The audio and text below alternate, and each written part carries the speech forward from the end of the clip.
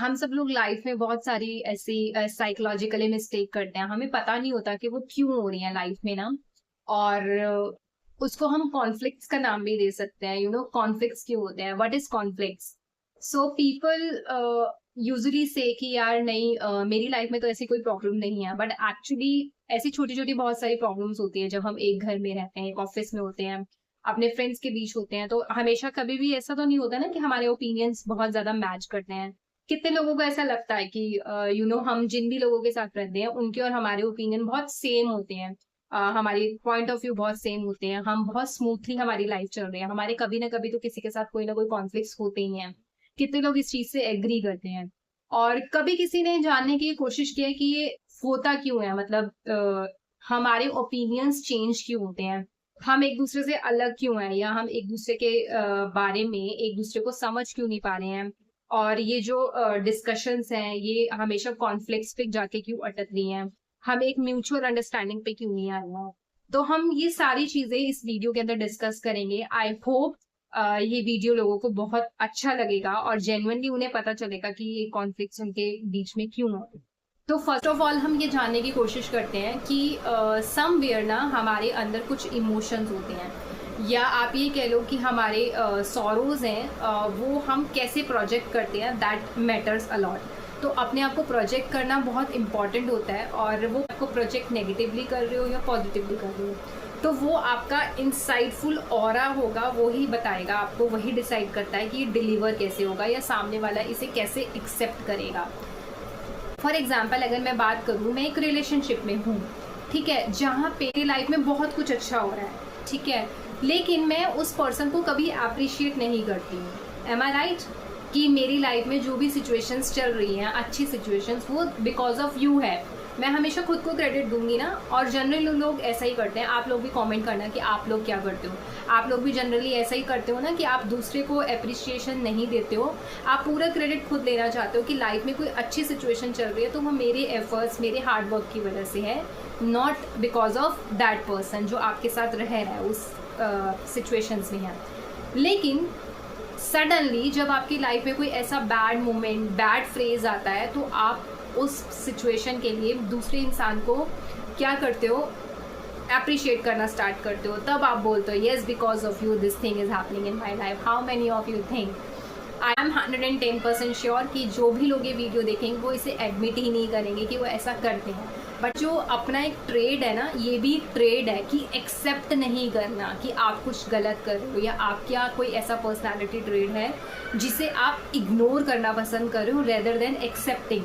आप ठीक है, आप किसी को नहीं वो जेस्चर शो कर रहे हो, या आप अपना वो ट्रेड, पर्सनालिटी किसी को डिलीवर नहीं कर रहे हो, लेकिन आप खुद के साथ तो लॉयल रह सकते हो, आप खुद के साथ तो उस अपने पर्सनालिटी ट्रेड को एक्सेप्ट कर सकते हो। लेकिन वो भी लोग नहीं करते हैं। जैसे कि मैंने अभी क्वेश्चन पूछा कि कितने लोग यहाँ पे बता सकते हैं कि हाँ, वो सारा क्रेडिट खुद लेते हैं लेकिन दूसरों को अप्रिशिएट नहीं करते। लोगों के अंदर ये गट्स ही नहीं होंगे एक्सेप्ट करने के, वो अपने मन में कर लेंगे समवेयर, लेकिन यहाँ पे कमेंट करके मेंशन नहीं करने वाले हैं। पहले ना, प्रोजेक्शन होता क्या है हम इसे समझते हैं। हमारे अंदर कुछ इनसिक्योरिटीज़ होती हैं, हमारे कुछ इमोशंस होते हैं, हमारे कुछ चैलेंजेस होते हैं, हमारे कुछ लाइफ के एक्सपीरियंसेस होते हैं। वो हम किस तरह से प्रोजेक्ट करते हैं या किस तरह से किसी को बताते हैं, that is called actually projection. So projection के भी 3 साइंस होते हैं। वो क्या होते हैं? सबसे पहला होता है रिप्रेशन। रिप्रेशन क्या होगा? रिप्रेशन समवेयर एक ऐसा प्रोजेक्शन है। के केस में पता है क्या होता है कि समवेयर जो इंसान है ना, वो अपने पर्सनालिटी ट्रेट को, जैसे मैंने अभी इनिशियली बोला, उसे अवॉइड करता है, उसे एक्सेप्ट नहीं करता, और उसे किसी को पास ऑन भी नहीं करता, ठीक है। सिमिलरली वो अपना वो सेम पर्सनालिटी ट्रेड किसी सेकंड पर्सन में या किसी थर्ड पर्सन में ढूंढने की कोशिश करता है। फॉर सपोज मैं एक एग्जांपल से समझाने की कोशिश करती हूँ कि आप एक रेस्टोरेंट में गए, वहाँ पे आपने अपना एक फूड ऑर्डर किया जिसका आपको टाइमलाइन पता है कि वो 15 मिनट में या 20 मिनट में या आधे घंटे में आपके टेबल पे आएगा। लेकिन आप जब वो फूड आधे घंटे बाद आता है तो सबकॉन्शियसली आपका माइंड ये सोचने लगता है कि यार इस रेस्टोरेंट की सर्विस अच्छी नहीं है, ये फूड मेरे पास लेट डिलीवर हुआ है। लेकिन एक्चुअली में उसके पीछे क्या रीज़न होता है कि आपके अंदर पेशेंस नहीं है। आपको तो पता ही है ना कि किसी रेस्टोरेंट में आप जाओगे, आप ऑर्डर पहले सिलेक्ट करोगे मेन्यू, आप थोड़ा सेटल डाउन होगे, आप फिर ऑर्डर दोगे, आप फिर कुछ चेंजेस भी करवाओगे और फिर आपको एक टाइमलाइन दी जाती है कि यार दिस इज़ द टाइमलाइन, इतने टाइम में आपका फूड डिलीवर होगा या इतने टाइम में आपका फूड टेबल पे आने वाला है। तो जब आपको सारी सिचुएशन पता होती है तो आप एट दी एंड उस रेस्टोरेंट को कैसे कंसीडर कर लेते हो कि यार यहाँ की सर्विसेज अच्छी नहीं है या इसने मेरे टेबल पे फूड जो है वो लेट डिलीवर किया है। तो सबकॉन्शियसली आपका एक पर्सनालिटी ट्रेड है कि आपको पेशेंस नहीं है उस सिचुएशन को हैंडल करने के लिए या उस चीज़ का वेट करने के लिए। तो आपने किसी सेकंड पर्सन यानी कि उस रेस्टोरेंट के अंदर फाइंड आउट कर लिया कि हाँ इसके अंदर अपना फूड डिलीवर करने की कैपेबिलिटी नहीं है ऑन टाइम, ठीक है। तो दैट इज़ कॉल्ड रिप्रेशन, कि अपने आप से अपनी पर्सनालिटी को नहीं खंगालना लेकिन दूसरों के अंदर जाके उसी सेम ट्रेड को फाइंड आउट करना। प्रोजेक्शन का एक सेकंड वे होता है, दैट इज़ कॉल्ड रिएक्शन। ये होगा कि ऑल ऑफ सडन किसी ने पूछा कि यार आप ये क्या कर रहे हो, क्यों कर रहे हो, एकदम से वो आपके साथ लाउडली उस क्वेश्चन को पुट अप कर रहा है और उसका एक रिएक्शन आ रहा है, या तो फिर वो गुस्से भरा होगा या फिर वो सैड होगा या फिर वो क्राई भी हो सकता है, ठीक है। रिएक्शन कब आता है, जब इंसान इनसिक्योर होता है, अनकंफर्टेबल होता है उस सिचुएशन से या उस एक्शन से, तब रिएक्शन हमारा निकलता है, दैट इज कॉल्ड रिएक्शन। तो मैं सेम एग्जांपल लेती हूँ रेस्टोरेंट का।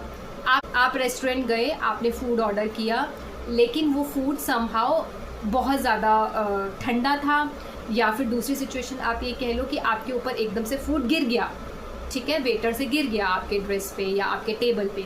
तो आपका एक सडन रिएक्शन आता है ना, यार ये क्या किया तूने, you did some mess on my clothes. तो वो कंसर्न होता है, वो इन थोड़ा मेस लग रहा है, मैं कैसा लगूंगा, टीचर कंसर्न है, इसलिए आप रिएक्ट करते हो। तो आज पे आती हूँ, that is called blame game, ठीक है। लोग रिप्रेशन और ब्लेम गेम में थोड़ा सा कंफ्यूज हो जाते हैं, बट ब्लेम गेम क्या होता है? ब्लेम गेम ये होता है कि वहाँ पे कोई कॉन्फ्लिक्ट नहीं है आप दोनों के बीच, एक डिस्कशन चल रही है एक के बीच में, उसका कोई ग्राउंड रियलिटी नहीं है, बस समवेयर आपको डाउट है किसी सिचुएशन पे, आपके पास कोई एविडेंस भी नहीं है और आप उस डिस्कशन को बस स्ट्रेच करे जा रहे हो और आप ये बोथ साइड बस आप एक दूसरे के ऊपर डाउट करने लगते हो और उस डाउट के ऊपर आप उस को आप स्ट्रेच करते ही रहते हो। तो that is called blame game, ठीक है। ब्लेम गेम में आपके पास कोई एविडेंस नहीं होता, आप बस इल्यूजन बेसिस पे एक दूसरे के साथ क्या करते रहते हो, डिस्कस करते रहते हो और वो डिस्कशन समहाउ बस बढ़ता रहता है और स्ट्रेच होता रहता है। तो these are 3 things which is called projection. ये डिसाइड कैसे करें कि जब सामने वाला जो है वो अपने आपको किस तरह से प्रोजेक्ट कर रहा है, उसकी कोई इनसिक्योरिटीज़ हैं या सच में उसका कोई कॉन्फ्लिक्ट है मेरे साथ, या सच में वो कोई ब्लेम गेम खेल रहा है। तो में अगर वो अपने इमोशन को डिनाई कर रहा है तो इट मीन्स कि उसका पर्सनालिटी ट्रेट कुछ ऐसा है कि उसके अंदर उस अपने आप को एक्सेप्ट करने की कैपेबिलिटी नहीं है, कैलिबर नहीं है। इन सेकंड सिचुएशन को बता रहा है कि आपकी इस चीज़ से मुझे प्रॉब्लम हुई है और आपकी ये चीज़ मुझे पहले से ही पसंद नहीं है, तो वहाँ पे जेन्युइनली कॉन्फ्लिक्ट भी है और कंसर्न भी है।